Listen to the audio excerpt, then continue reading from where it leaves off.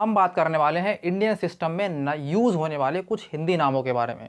तो कुछ मैथमेटिकली नाम हैं जैसे कि जोड़ा, दर्जन, क्रूस, रिम, दस्ता, इकाई, सैकड़ा। इस तरह के जो नाम है ये हम अगर कभी कभी सुनते हैं तो थोड़ा सा कन्फ्यूज़न सा होता है कि इसका मतलब क्या है। फॉर एग्ज़ाम्पल, अगर आप कभी शॉप पर जाते हैं बनाना की, तो आप उनसे क्या बोलते हैं कि आपको 1 kg बनाना चाहिए? बिल्कुल नहीं बोलते। डायरेक्ट बोला जाता है कि आपको 1 दर्जन यानी 1 दर्जन बनाना चाहिए। आप कभी शू की शॉप पर जाते हैं या फिर आप अगर क्लॉथ्स की शॉप पर जाते हैं तो आप उनसे क्या बोलते हैं? उनसे ये बोला जाता है कि आपको जो है ना कि एक जोड़ी क्लॉथ चाहिए या फिर एक जोड़ी शू चाहिए तो आपको दो देगा। आपने बोला एक जोड़ी शू चाहिए तो आपको दो शू दिए जाएंगे।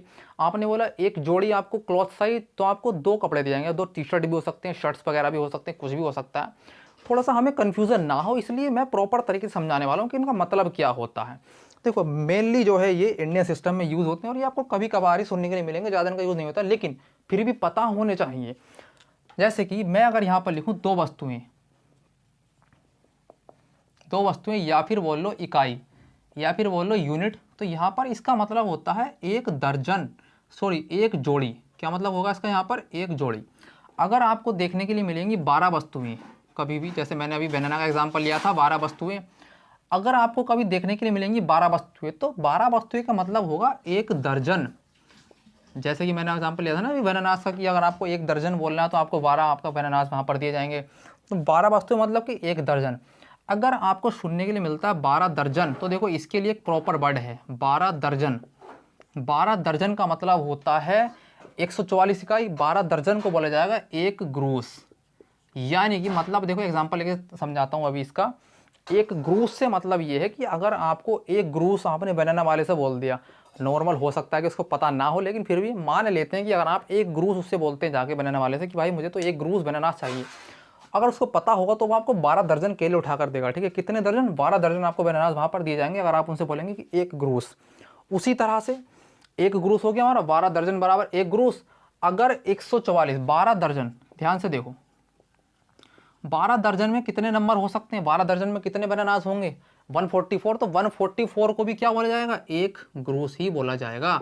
एक ग्रूस क्या बोला जाएगा? 144 को एक ग्रूस। अब आता है कौड़ी का सिस्टम। 20 इकाई अगर मिल जाती है, 20 इकाई, तो 20 इकाई को मिलाकर बन जाती है एक कौड़ी। इस तरह से कभी कभी आपने नाम सुना होगा कि जमीन को कौड़ियों के भाव भेज देगा, तो वही वाली कौड़ी है। ठीक है, 20 इकाई बराबर एक कौड़ी। और अगर 5 कौड़ी मिल जाए तो बन जाएगा आपका सैकड़ा। सैकड़ा सब तो बहुत बार सुना होगा। 5 कौड़ी बराबर के बन जाएगा सैकड़ा, उसको बोलेंगे एक सैकड़ा, मतलब कि 5 कौड़ी। अभी देखो 5 कौड़ी मतलब कि सैकड़ा है, तो 20 इकाई यानी कि एक कौड़ी, तो 5 कौड़ी कितना हो गया? 100 इकाई आएंगे ना 5 कौड़ी के अंदर। तो अभी मैं इधर लिखूंगा 100 इकाई इसके नीचे, अभी पहले से ही लिखते हैं। अब देखो यहाँ पर मैं ले रहा हूँ 12 कागज, सॉरी 12 नहीं 24 कागज, 24 कागज या बोलो शीट। 24 कागज या शीट को मिलकर बन जाता है एक दस्ता। आपने कभी कभी नाम सुना होगा कि आपकी शॉपकीपर पे जाके, शॉपकीपर के पास जाके बोलते हैं कि भाई एक दस्ता पेपर दे दो, तो आपको वो 24 कागज उठा के देगा। ठीक है, एक दस्ता 24 कागज यानी 24 कागज शीट मतलब क्या हो गया? एक दस्ता। देखो 24 कागज शीट मिला के बना एक दस्ता। क्लियर है? तो 24 कागज को अगर मैं दर्जन में लगाऊं तो मुझे मिलता है 2 दर्जन। 2 दर्जन में कितने? एक दर्जन में 12 प्लस एक दर्जन में 12, 24 हो गए। तो 2 दर्जन को भी एक दस्ता बोल सकते हैं। 2 दर्जन कागज को भी क्या बोल सकते हैं? एक दस्ता बोल सकते हैं। अब देखो एक दस्ता यानी कि 2 दर्जन, या 2 दर्जन बराबर एक दस्ता। अगर हमारे पास उसी तरह से 20 दस्ते, 20 दस्ता कागज हमें अगर मिल जाए तो 20 दस्ते में जो है कितने कागज आएंगे? जब एक दस्ते में कितने 24 हैं तो 20 दस्ते में आ जाएंगे 480 कागज हमें देखने के लिए मिलेंगे 20 दस्तों के अंदर। 480 कागज। ठीक है, 20 दस्ते के अंदर कितने? 480 कागज। लेकिन इसको 480 नहीं लिखेंगे, 20 दस्ते मतलब कि 480।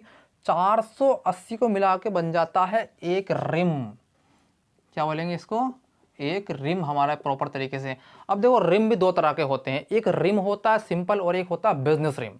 तो आप अगर शॉपकीपर से जाके आपने ये कह दिया कि आपको रिम दे दो, तो हो सकता है कि शॉपकीपर या स्टेशनरी का जो बैठा हुआ पर्सन है वो आपसे पूछे भाई कि कौन सा वाला रिम, रिम या बिजनेस रिम।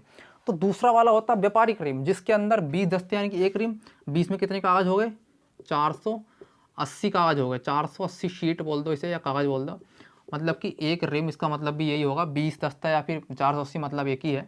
दूसरा आपका आएगा व्यापारिक रिम, उसके अंदर आएंगे 500, फिर बोलेंगे फिर आएगा हमारे पास के 20 दस्ते, फिर आएगा 500 शीट। तो 500 शीट यानी 500 कागज़ को बोला जाएगा एक व्यापारिक रिम यानी कि एक बिजनेस रिम।